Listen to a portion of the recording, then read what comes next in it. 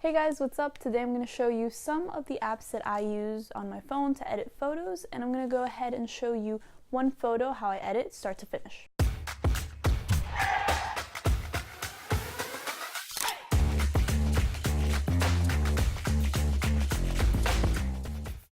As for the apps, I have a folder called Photo and Video, and so I have everything here, but basically Polarr, Lightroom CC, and Snapseed are the main ones for photo editing, and Polarr was $20.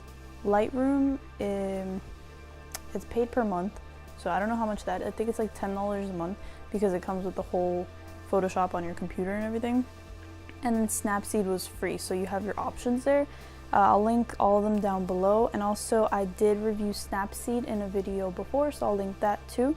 But today we're going to go over Lightroom because that's the one I use the most on my phone, and I'm going to show you how I edit. As for the photo we're going to be editing, I had posted this already before on my Instagram, but I did edit that one on Photoshop, so let's see what we could do in Lightroom.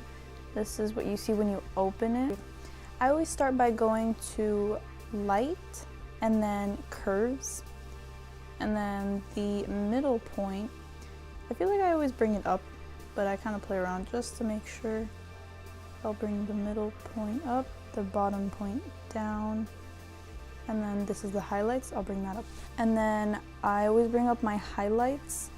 I just like that glow look. The contrast, I'll bump it up a tiny bit. I have it at 3.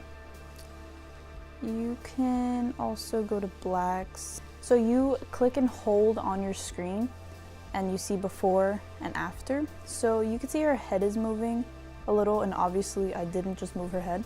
So you go to optics down there, and then it says enable lens correction, and that's checked off automatically. If you don't want that, you can uncheck it. So that looks good, and I'm gonna go over to color, and this is cool to play around with. I bring up the vibrancy a little usually. Temperature, I'll bring up to maybe a little bit yellow. And then there's also this little tool. Basically, you click on that like eyedropper and you put it on any really white part of the picture, the most white. But it kind of just tells you what your white balance should be. And I'm gonna go to mix now. And this is really cool because you can select each color of the picture and change that on its own.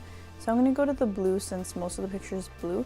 You could change that to any color here. I'm going to make it like this light teal, and you can change the saturation, how much of the color is there. I can make it gray if I wanted to. I'm not really going to play with that. And then luminance, darker or lighter.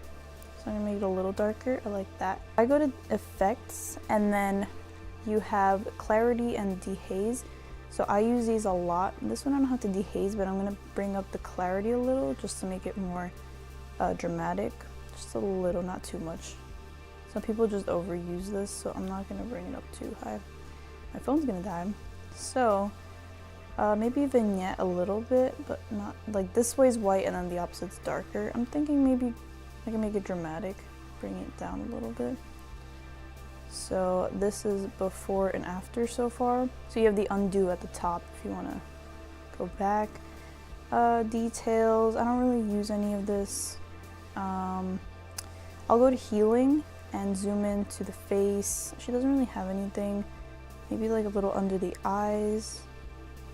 Just drag it a little bit. And then it'll kind of just select where you want it. So like if you want to put another eye there, you could. But I'm just gonna select like the closest to her skin. That makes it like nice. Okay, that looks good. Yep, you can crop your picture. But that's all I do, and then you hit that icon on the top, and you can just share it, save to your camera roll. Maximum available is usually what I go to.